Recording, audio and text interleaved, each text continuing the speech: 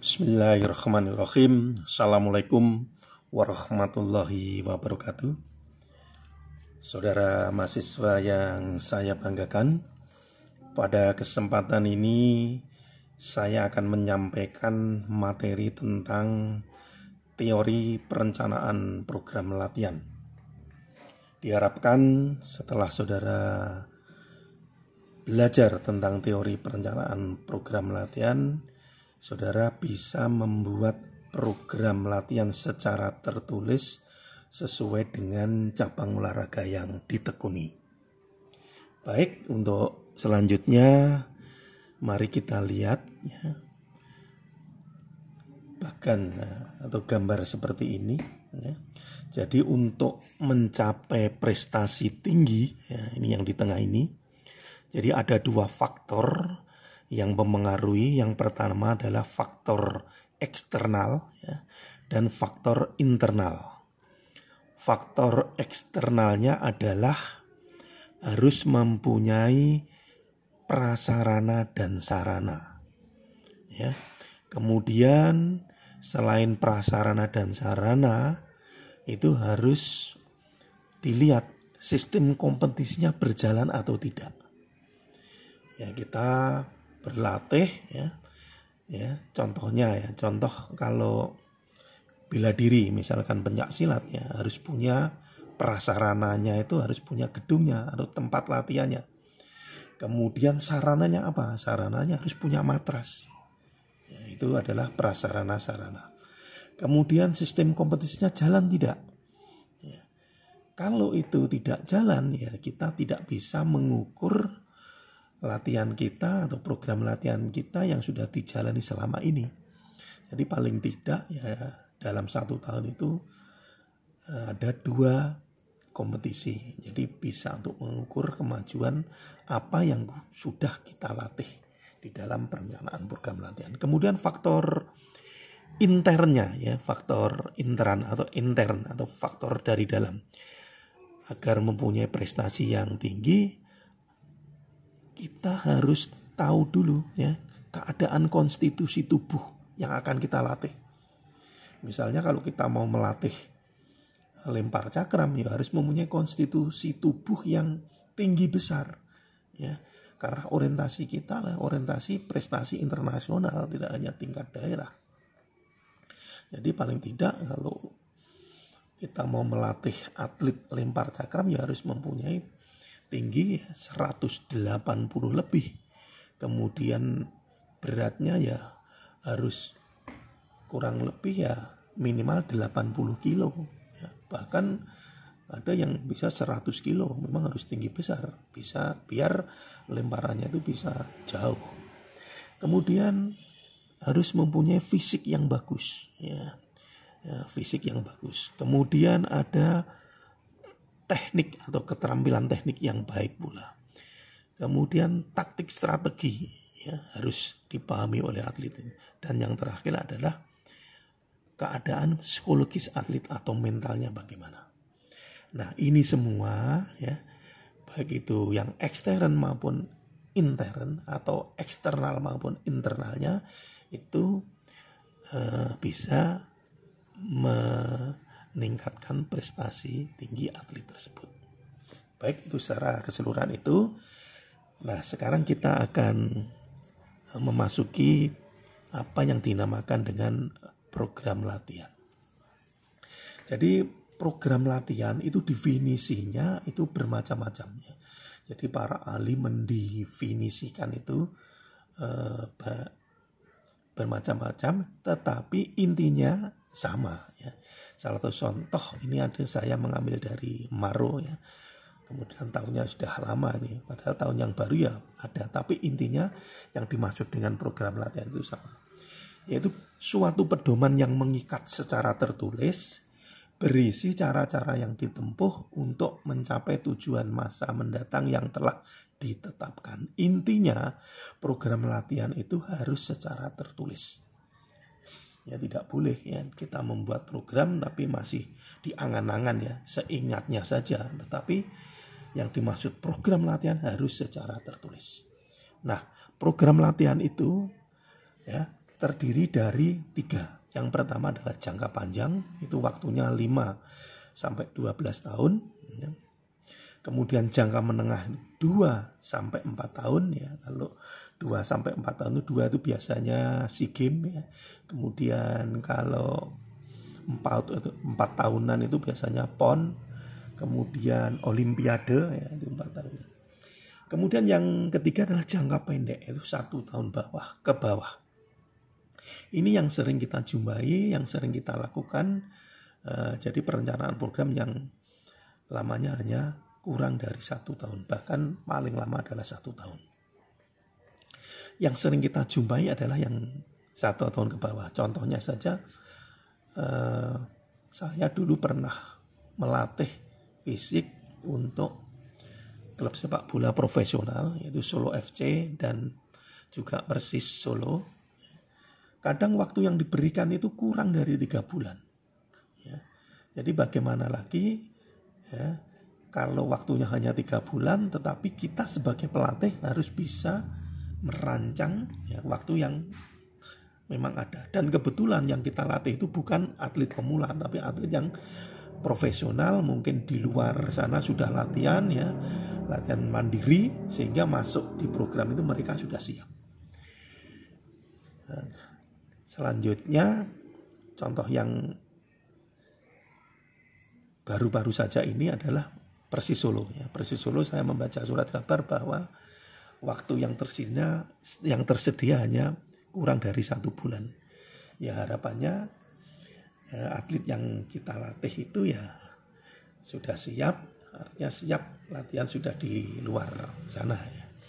Jadi masuk di program latihan itu siap. Tetapi ada juga yang sering kita jumpai, contohnya untuk Popda ya. Popda itu kadang Dispora itu memberi waktu hanya mungkin 2 bulan saja ya. Kalau kita 2 bulan, kebetulan yang kita latih itu atlet yang memang sudah latihan di klubnya masing-masing, jadi tidak masalah kita memanfaatkan waktu. Kalau 3 bulan seorang pelatih harus bisa merencanakan bagaimana kita mensiasati program yang waktunya hanya pendek 3 bulan itu. Baik, kita lanjut saja.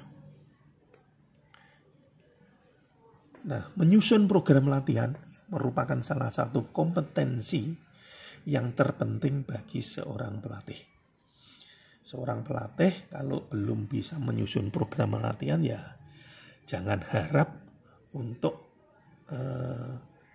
menghasilkan prestasi yang maksimal atletnya. Ini penting sekali. Kemudian menyusun program latihan bukanlah hal yang mudah. Jadi menyusun program latihan bukanlah hal yang mudah. Jadi banyak dasar, prinsip, dan kaidah yang harus diikuti dalam menyusun program latihan.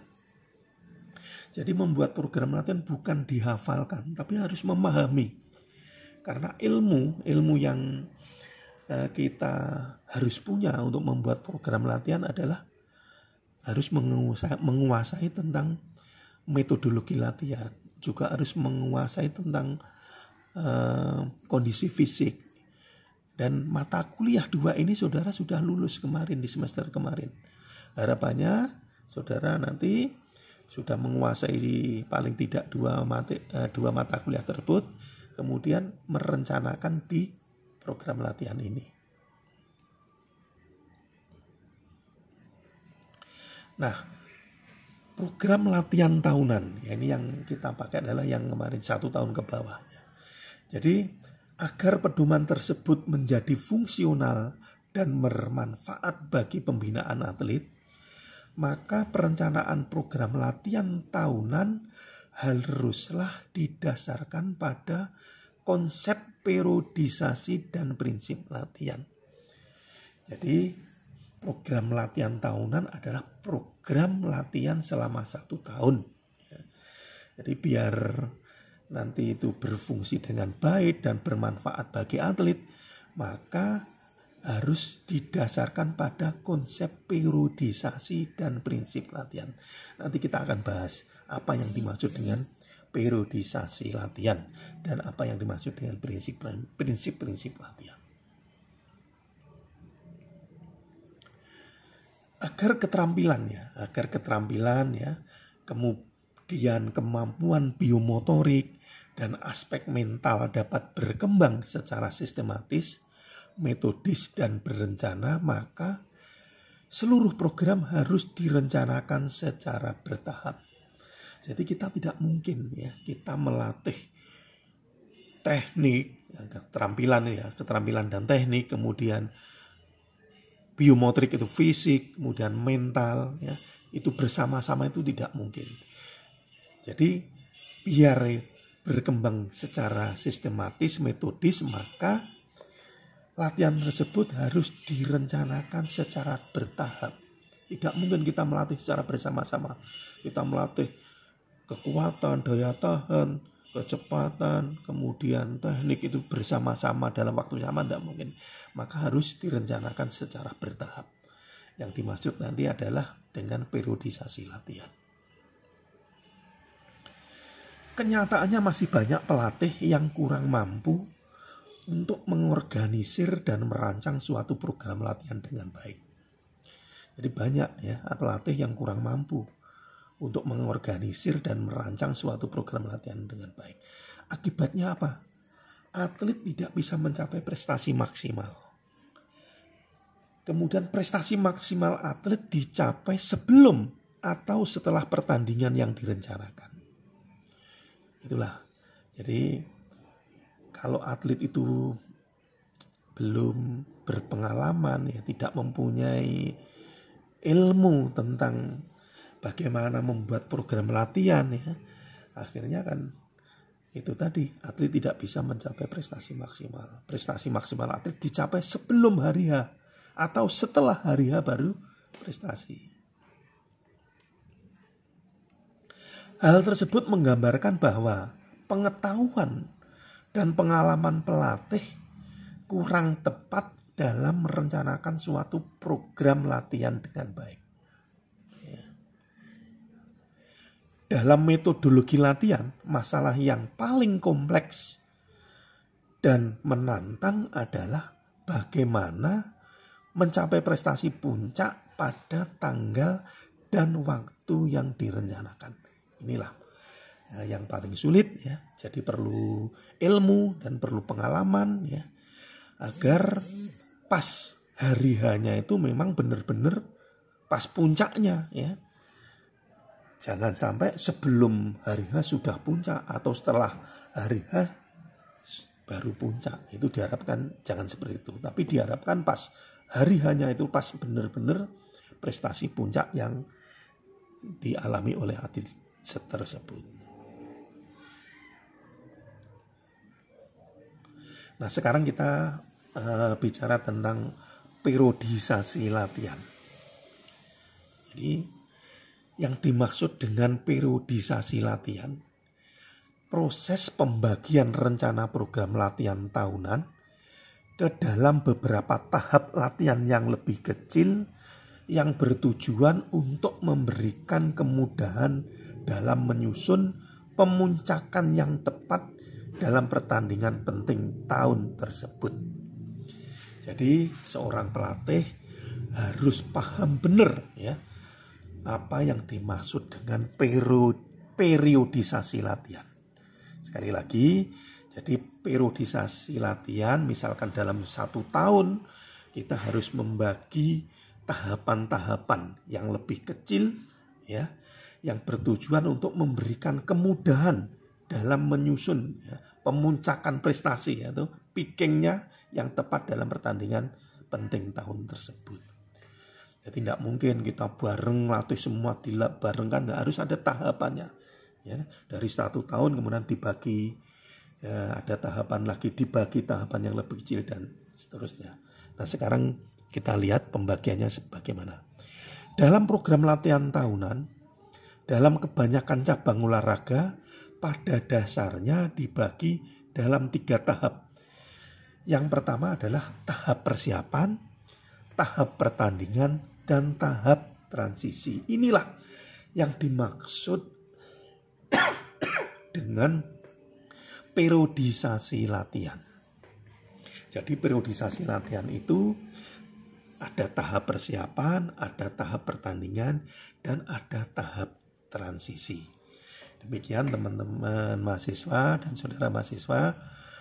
Jadi harus benar-benar saudara pahami, ya tidak hanya dihafalkan saja, tapi harus dimengerti, dipahami bagaimana yang dinamakan dengan periodisasi latihan.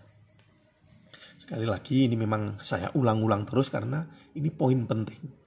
Jadi seorang pelatih harus tahu namanya periodisasi latihan. Besok kalau saudara ingin menjadi pelatih nasional, ya tesnya itu isinya ya ini ya. Periodisasi latihan saudara harus paham benar ya. Kalau ditanya tentang periodisasi latihan saudara tidak bisa menjawab, ya langsung tidak mungkin diterima ya. Karena kuncinya pelatih harus tahu periodisasi latihan. Dan kebetulan di tingkat Jawa Tengah ini sudah pakai periodisasi latihan seperti ini. Kemudian di Pelatnas ya, yang nasional sudah pakai periodisasi yang akan saya ajarkan ini. Baik, kita lanjutkan. Nah, pembagian waktu selama 1 tahun. Ya, dalam 1 tahun itu memang ada model, ya, ada model bermacam-macam bagaimana kalau waktunya itu 1 tahun 12 bulan. Nah, model yang pertama, untuk tahap persiapan itu biasanya 4 bulan. Ya. Tahap pertandingannya 7 bulan, tahap transisi, ya. Tahap transisi ya, setelah bertanding ada waktu 1 bulan. Itu model yang pertama. Jadi saudara bisa cermati kalau waktunya 1 tahun, persiapannya itu 4 bulan, tahap pertandingan 7 bulan, tahap transisi 1 bulan. Kemudian model yang kedua, ini persiapannya 3 bulan, pertandingannya 7 bulan, transisinya 2 bulan. Kemudian model yang ketiga, persiapannya 4 bulan, pertandingannya 6 bulan, dan transisi 2 bulan. Ini kalau waktunya 1 tahun. Nah, bagaimana kalau saudara mau melatih tapi waktunya cuma 3 bulan? Ya, kalau waktunya 3 bulan, saudara harus bisa berpikir, ya. Berpikir kalau waktunya 3 bulan ya kita bagi saja. Tidak 3 tahap tapi 2 tahap. Yaitu tahap persiapan dan tahap pertandingan. Jadi bisa saja kalau waktunya 3 bulan kita tanpa transisi. Jadi waktu yang hanya 3 bulan kita bagi. Bisa persiapannya itu 1,5 bulan. Kemudian tahap pertandingannya bisa 1,5 bulan. Jadi kita bagi 2. Kemudian ada model yang lain. Mungkin persiapannya hanya 1 bulan. Ya. Kemudian tahap pertandingannya 2 bulan. Itu bisa ya. Tergantung saudara sebagai pelatih harus bisa merencanakan apabila waktunya hanya 3 bulan. Kemudian kalau waktunya 7 bulan ya. Kalau waktunya 7 bulan ya mungkin saudara bisa membagi ya. Persiapannya bisa 3 bulan, kemudian tahap pertandingannya 4 bulan. Itu bisa seperti itu. Jadi tergantung waktu yang disediakan. Kalau waktunya 1 tahun seperti ini mudah. Tapi kalau waktunya hanya pendek, ya kita harus bisa mensiasati waktu yang disediakan tersebut. Baik, kita lanjutkan. Ya, ini adalah pembagian waktu selama 1 tahun. Nah, sekarang kita saudara lihat ya, pembagian tahapan yang tadi. Tahap persiapan dibagi 2 lagi, yaitu ada tahap persiapan umum, kemudian tahap persiapan khusus. Tahap persiapan umum disingkat TPU, kemudian tahap persiapan khusus disingkat TPK. Kemudian tahap pertandingan dibagi menjadi 2. Tahap pertandingan ya, atau TPP ya. Kemudian tahap pra pertandingan atau TPP, kemudian tahap pertandingan utama TPUT. Kemudian yang terakhir adalah tahap transisi. Jadi tahap pertandingan, pra pertandingan itu bisa ada istilah juga tahap kompetisi. Jadi kalau tahap kompetisi ya dibagi dua ya, tahap pra kompetisi dan tahap kompetisi utama. Itulah. Jadi saudara harus tahu yang dimaksud dengan periodisasi latihan adalah semacam ini. Ini saudara harus benar-benar paham betul ya tentang periodisasi latihan. Kalau ditanya periodisasi latihan, saudara menjawabnya seperti ini. Kita lanjut. Nah, kalau kita lihat dari gambar ya, atau tabel atau gambar ya. Ini periodisasi latihan yang tadi yang sudah saya jelaskan, kalau dilihat dari tabel adalah semacam ini.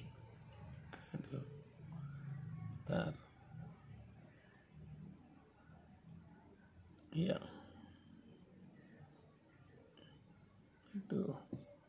Sebentar, ada gangguan ini.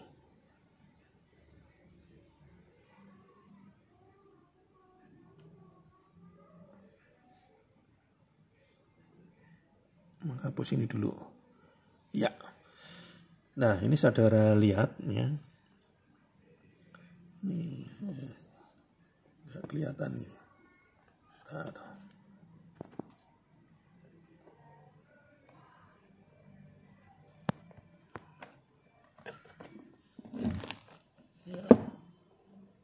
Ya. Ya, kita lanjutkan ini ya. Jadi bisa dilihat ada tahap persiapan ya, di sini ada tahap kompetisi atau tahap pertandingan, di sini ada tahap transisi. Nah, kemudian tahap persiapan kita bagi dua, ada persiapan umum, ada persiapan khusus, ada kompetisinya atau pertandingan adalah prakompetisi, ini kompetisi utama. Kemudian ini transisi. Nah, isinya itu adalah strength atau kekuatan, kemudian endurance, kemudian speed, kecepatan. Jadi yang dikembangkan ini sebenarnya ada 5 ya, tapi ini hanya untuk awal-awal saja ya, nanti kita kembangkan lagi. Jadi kekuatan atau strength, kemudian endurance, kemudian speed. Ini bisa saudara lihat di sini ya. Jadi periodisasinya ya, kalau kita latihan kekuatan ini harus diawali dulu dengan yang namanya adaptasi anatomi. Ini sebenarnya sudah dijelaskan di mata kuliah kondisi fisik ya. Jadi harus diawali dengan adaptasi anatomi ya. Ini ya. Kemudian setelah dilatih adaptasi anatomi ya, kurang lebih 1 bulan atau 1,5 bulan ya, tergantung waktu yang tersedia, baru kita harus meningkatkan maksimum strength ya, maksimum strength ya. Jadi maksimum strength harus kita tingkatkan. Setelah maksimum strength ya, kita tingkatkan atau kita konversi menjadi power atau daya tahan otot, atau keduanya, tergantung cabang olahraga apa yang kita latih. Ya, jadi kalau kita melatih sepak bola, jadi yang kita butuhkan di sepak bola adalah power juga butuh, daya tahan otot juga butuh, sehingga keduanya harus kita latihkan. Tetapi kalau yang kita latih itu adalah panahan, mungkin dari kekuatan maksimal ini kita konversinya tidak ke power, tapi ke daya tahan otot saja. Karena yang kita latih adalah cabang panahan. Yang dominan adalah daya tahan. Ya, tidak ada powernya. Kemudian setelah kita konversi di tahap kompetisi utama atau pertandingan utama, kita harus pelihara, maintenance, kita pelihara. Jadi kita pelihara powernya, kita pelihara kekuatannya, kita pelihara daya tahannya. Ya. Ini kita bicara tentang strength. Kemudian kita bicara tentang endurance ya. Endurance periodisasinya ini harus diawali dengan daya tahan aerobik dulu. Kita tidak boleh kita langsung melatih di tahap awal-awal ya, di tahap persiapan umum ya. Itu persiapan umum kita tarik ke bawah ini ya. Jadi awalnya harus kita latih daya tahan aerobik. Setelah kita mempunyai daya tahan aerobik yang baik ya, kemudian kita tingkatkan ya. Setelah kita latih 1 bulan atau 1,5 bulan kita tingkatkan menjadi daya tahan aerobik dan daya tahan aerobik. Kita gabungkan. Latihan aerobiknya iya, latihan anaerobiknya iya. Setelah itu kita konversi ke daya tahan khusus ya, daya tahan khusus. Ya. Atau daya tahan yang spesifik ke cabang olahraganya. Ya, jadi olahraganya apa ya?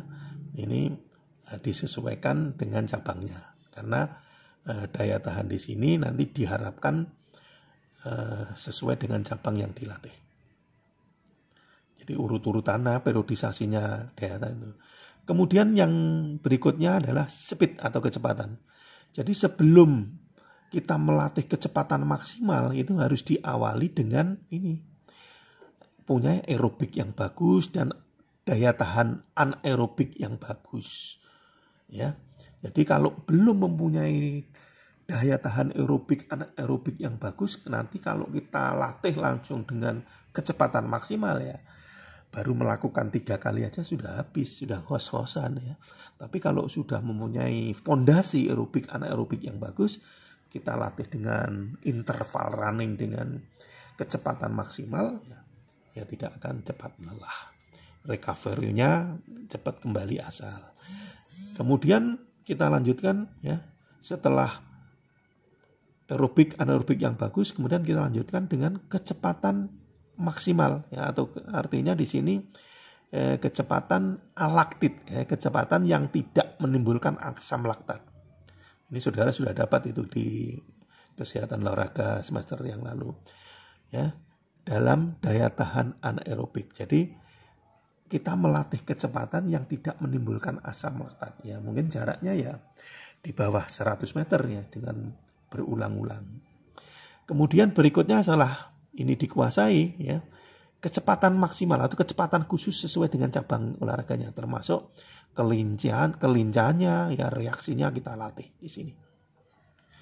Inilah secara keseluruhan ya tentang fisik ya, tentang fisik hampir semua cabang ya.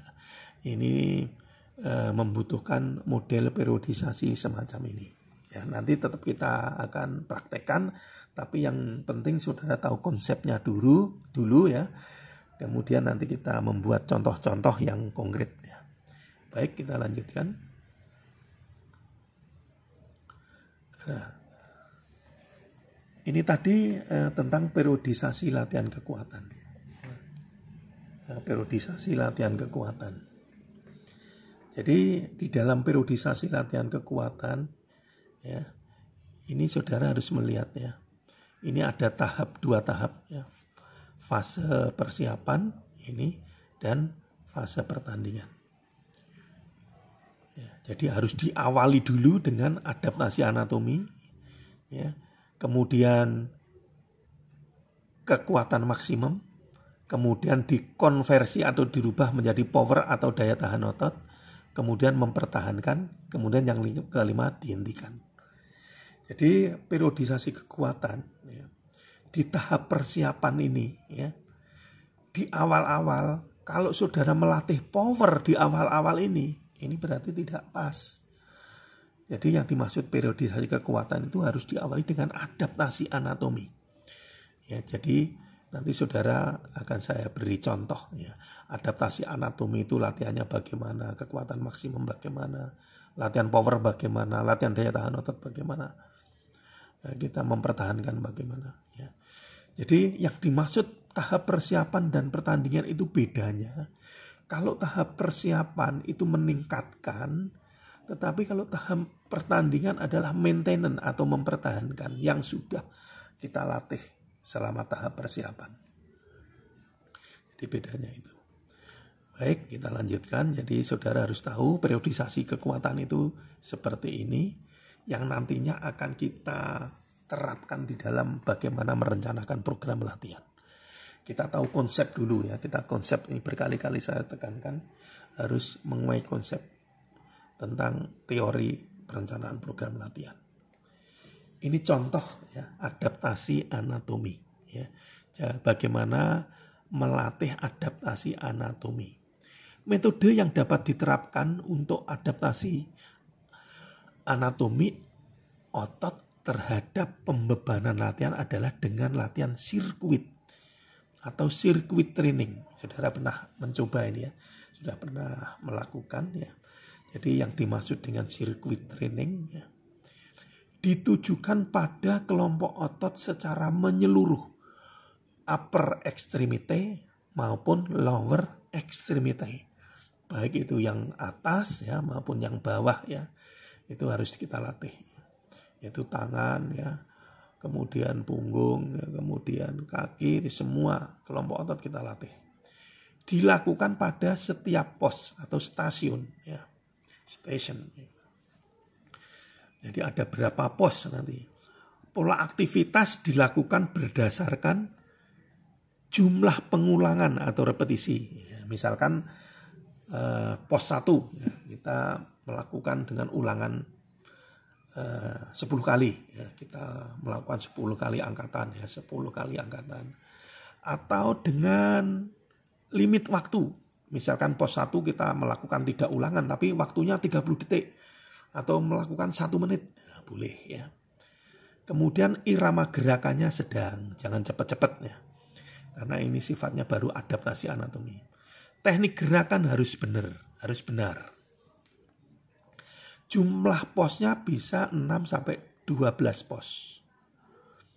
Pembebanan dapat secara internal resistance atau tahanan dari dalam atau pakai berat badan sendiri. Kemudian external resistance yaitu atau tahanan dari luar atau alat. Nah, beban. Contoh ini. Ya. Ini contoh ya untuk yang beban dalam atau internal resistance ya. Yang pertama pos 1 ya, contohnya ini. Pos 1 latihan tungkai, jongkok berdiri ya, misalkan ya ini contoh. Ini bisa diulang 10 kali atau dengan waktu 30 detik. Nah, setelah selesai baru latihan atas. Setelah kaki kita atas lengan dengan push up misalkan. Push up 10 kali atau push up 30 detik. Setelah selesai masuk ke pos 3, sit up.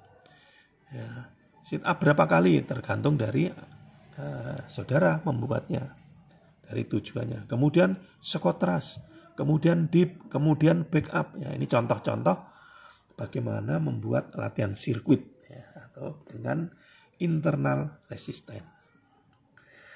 Baik, kemudian kita membuat contoh lagi dengan beban luar. Ya, contohnya ini. Jadi latihan squat ya, dengan beban luar, pakai beban luar dengan masuk di gym ya atau di fitness. Ya. Kemudian bench press pakai lengan ya, kemudian sit up, kemudian leg extension untuk melatih kaki, kemudian pull down ya, untuk melatih lengan, kemudian back up untuk melatih punggung. Inilah contoh-contoh sirkuit yang sudah saudara ketahui tentang konsep membuat latihan sirkuit. Ini minimal 6 pos, bisa maksimal 12 pos, tergantung siapa yang dilatih. Atlet pemula atau atlet yang sudah berpengalaman. Baik. Nah, sekarang kekuatan maksimal tadi adaptasi anatomi sudah. Nah, sekarang kekuatan maksimal. Ini ya. Kekuatan maksimal. Sebelum tahu tentang kekuatan maksimal, ya, saudara harus tahu dulu tentang apa yang dinamakan beban latihan. Ya, jadi beban latihan itu ada super maksimal. Ya, super maksimal itu beban yang beratnya antara 100 sampai 105 dari beban maksimal. Jadi kalau saudara kekuatan maksimalnya 100 kilo, ya, berarti kalau bisa ngangkat 105 berarti ini sudah memakai beban super maksimal. Kemudian yang dimaksud beban maksimal adalah 90% sampai 100% dari beban maksimal. Kemudian berat 60% sampai 90% dari beban maksimal ini adalah dimaksud berat. Ya, jadi beban dikatakan berat kalau atlet bisa mengangkat antara 60% sampai 90%. Kemudian sedang, ya, sedang itu 30 sampai 60% dari beban maksimal. Beban ringan berarti di bawah 30% dari beban maksimal. Itu ya, jadi saudara harus tahu dulu tentang beban maksimal.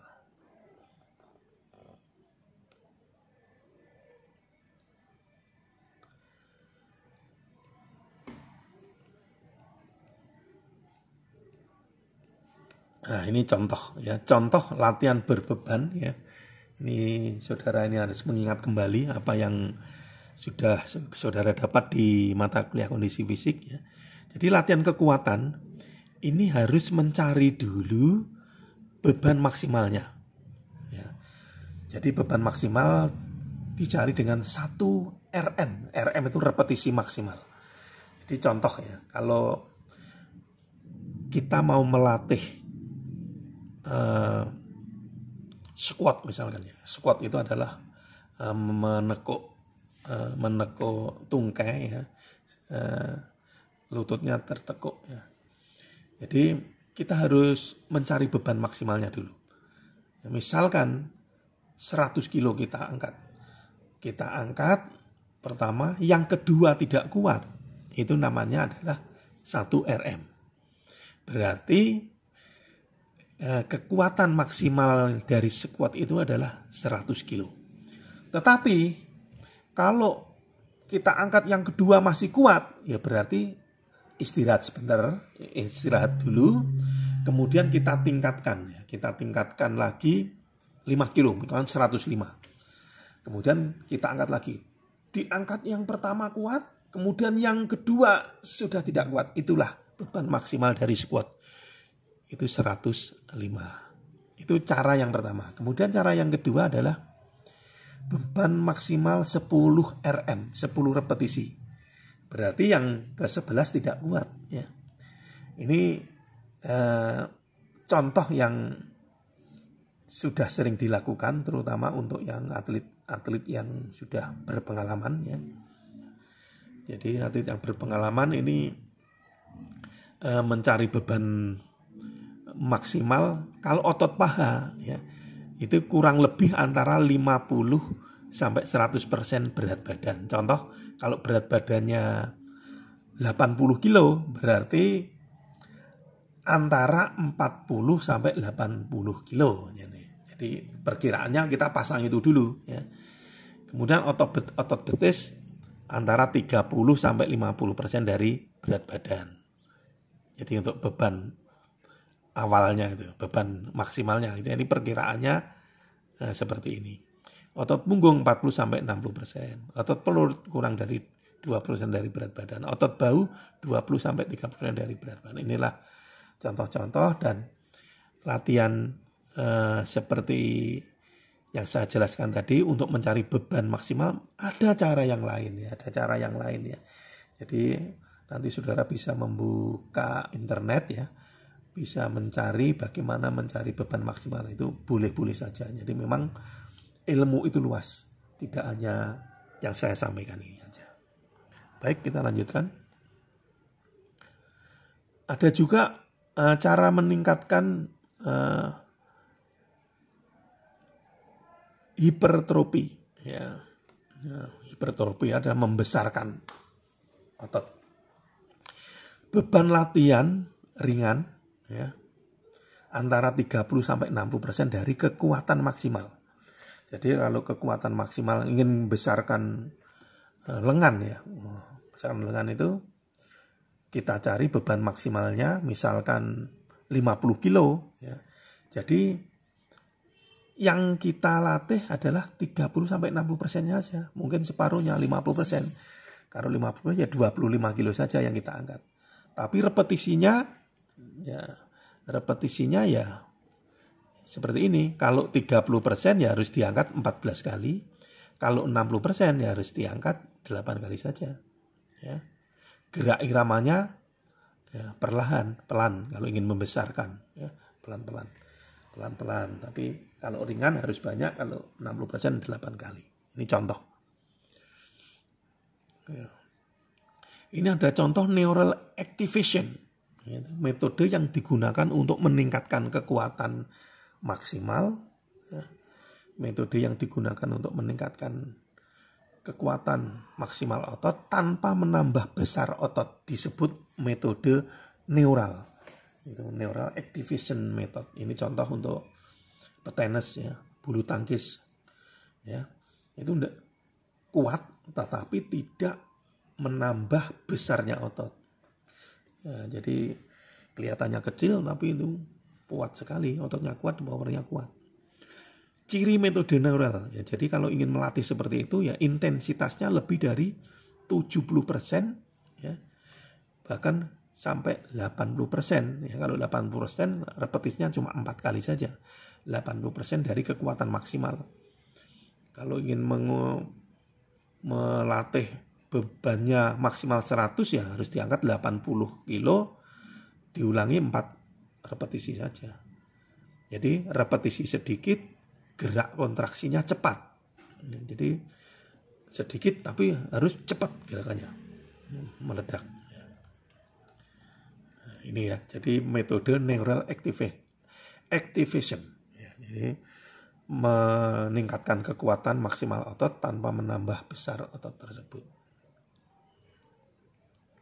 Berikutnya adalah metode ortodok. Ya, ini metode ortodok. Jadi ini metode ortodok juga bagus juga ya. Jadi kita harus mencari beban maksimalnya 10 repetisi maksimal. Jadi kita ngangkat 10 kali ya, yang 11 tidak kuat ya. Untuk set pertama ya, ini misalkan sudah ketemu 100 kilo ya. Jadi kita untuk set pertama ada 50%-nya saja. Berarti kalau 100 kilo, 50% kita mengangkat 50 kilo, tapi ulangannya 10 kali. Istirahat dulu, ya. Kalau di sini, ini tidak istirahat. Ya. Ini tidak istirahat kalau ini, metode ortodok ini. Jadi saya ulang ya, intensitasnya 50%, yaitu 50 kilo, 10 kali. Kemudian set kedua, kita tingkatkan 75 kilo, karena 75% kan dari 100 diangkat 10 kali. Kemudian set ketiga 100%, 100 kilo diangkat berapa kali tergantung kekuatannya. Kalau hanya kuat 2 kali ya sudah 2 kali saja set ketiganya. Nah, kalau set ketiganya 100% dapat diangkat 10 kali karena bertambahnya waktu kan. Mungkin sudah mungkin 2 minggu ya, sudah 2 minggu, kan latihannya seminggu 3 kali ya. Ini mungkin set ketiganya sudah dapat mengangkat 10 kali. Beban ditingkatkan. Nah, ditingkatkan kalau sudah yang set ketiga mampu mengangkat 10 kali, kemudian beban awalnya yang tadi 100 kilo kita tingkatkan 5% ya, mungkin menjadi 105 kilo. Ya, kalau 105 kilo ya seperti tadi latihannya 50%-nya dulu, kemudian 75%, kemudian yang ketiga adalah ini 100% dapat mengangkat berapa kali. Itu contohnya. Baik, kita lanjutkan contoh yang lain, yaitu program latihan untuk membangun otot. Ya, membangun otot. Jadi latihannya seperti ini. Dengan sistem set. Ya. Iya, ini. Kalau kita mau membangun otot ya, set pertama intensitas. Kita harus tahu dulu. Ya. Kekuatan maksimalnya harus kita ketahui dulu. Ya. Set pertama adalah 50%. Ya. Set kedua 50%, set ketiga 50%, set keempat 50%, set kelima 50%. Latihan kekuatan dengan set sistem 5 set. Intensitasnya 50%, repetisi 10, interval ya antar set ya. Antar set ini harus ada istirahat. Kalau tadi kan enggak, kalau ini harus ada istirahat. Antara set pertama dengan set kedua istirahatnya adalah 1 sampai 2 menit. Baru kita mengangkat ini. Istirahat lagi, mengangkat lagi, istirahat lagi, dan seterusnya. Ini adalah contoh latihan untuk membangun otot atau untuk kekuatan otot. Kita lanjut. Nah, ini sistem piramid ya, sistem piramid. Nah, sistem piramid ini ya untuk atlet yang sudah berpengalaman. Ya. Kebetulan di sini adalah contoh sistem piramid tanpa puncak. Jadi kita harus tahu dulu ya beban maksimalnya ya. Kemudian untuk set pertama adalah 30% dari kekuatan maksimal. Kalau 100 kilo ya kita mengangkat 30 kilo diangkat 14 kali. Kemudian di sini 40% berarti 40 kilo diangkat 12 kali. Kemudian 50% ya berarti 50 kilo diangkat 10 kali. Kemudian 60%, 60 kilo diangkat 8 kali. Ini adalah sistem piramid tetapi tanpa puncak. Prosentasenya meningkat tetapi repetisinya menurun. Jadi ini adalah contoh model latihan untuk meningkatkan kekuatan dengan piramid sistem tanpa puncak. Baik, kita lanjut dengan program latihan untuk memperbaiki koordinasi intramuskular. Itu contoh juga untuk meningkatkan kekuatan ini ya. Sama-sama meningkatkan kekuatan. Ini contoh. Ya boleh dengan model semacam ini. Jadi intensitasnya 80% ya. Tapi repetisinya cuma 4 repetisi ya, 4 repetisi. Ada 8 set. Latihan kekuatan maksimal dengan intensitas 80% menggunakan metode set system ya. Dengan metode set system. Ya. Ini dengan 80% ya. Dengan 8 set. Antar set ada istirahat ya, antara 2 menit ya, antar set ya, bisa 2 menit. Jadi ini tujuannya juga untuk meningkatkan kekuatan dengan model set system tetapi 80%. Baik, kita lanjutkan. Ini dengan piramid dengan sistem puncak. Ini biasanya dilatihkan kepada atlet yang sudah berpengalaman ya, atlet senior, atlet yang sudah berpengalaman. Jadi kita harus tahu dulu kekuatan maksimalnya. Kemudian set yang pertama ini adalah 75% ya, tetapi diangkat 5 kali. Kemudian 80% 4 kali, 85% 3 kali, 90% 2 kali, 95% 1 kali. Tapi ini harus diketahui dulu kekuatan maksimalnya. Ini harus dilakukan ya pada atlet yang sudah pengalaman. Atlet pemula jangan pakai yang ini. Ya. Lanjut.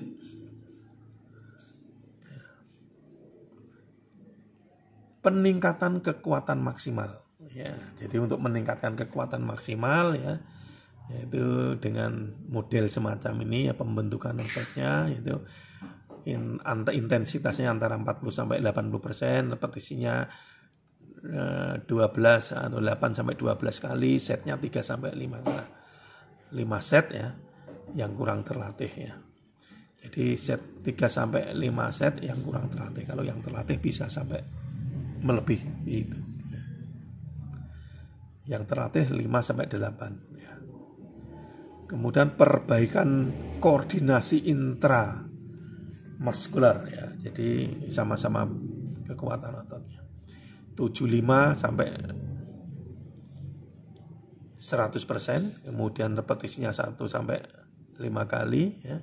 Setnya 5 sampai 8 ya. Istirahatnya 1 sampai 3 menit. Inilah contoh-contoh bagaimana meningkatkan kekuatan mulai dari pembentukannya dulu ya, kemudian meningkatkan koordinasi intramuskular atau kekuatan maksimalnya ya. cara lain latihan kekuatan.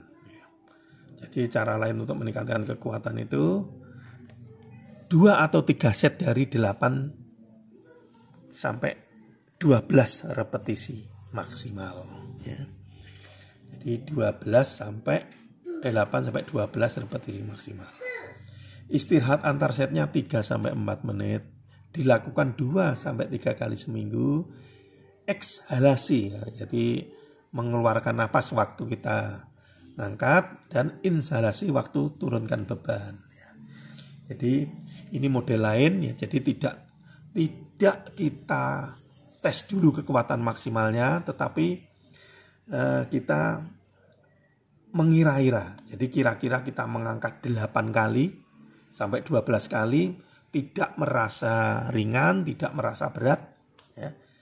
Ini khususnya untuk pemula, ya. Untuk pemula ini cocok. Jadi kita misalkan pull down, ya, atau apa itu, push up aja, atau bukan push up, ya. Jadi bench press, ya, bench press, misalkan bench press. Bench press kita kasih beban misalkan 30 kilo, suruh ngangkat 12 kali atau 8 kali, ditanya gimana, terlalu berat atau ringan? Wah, masih terlalu ringan, Pak. Ya udah ditambah lagi. Gimana? Kalau sudah cukup, ya sudah cukup, tidak terlalu berat, tidak terlalu ringan. Itulah beban awal untuk seorang atlet yang baru pertama kali latihan. Jadi disesuaikan dengan kemampuan si atlet itu. Kemudian dilakukan 2 atau 3 set saja. Istirahat antar set 3 sampai 4 menit, dilakukan 2 kali sampai 3 kali seminggu. Kemudian pada waktu ngangkat, ya, pada waktu ngangkat itu keluar napas, pada waktu turun tarik napas, ya. Jadi intinya tidak boleh menahan napas kalau kita berlatihan beban. Baik, ya. Latihan dengan teknik angkatan yang benar, yaitu jadi SOP-nya seperti itu.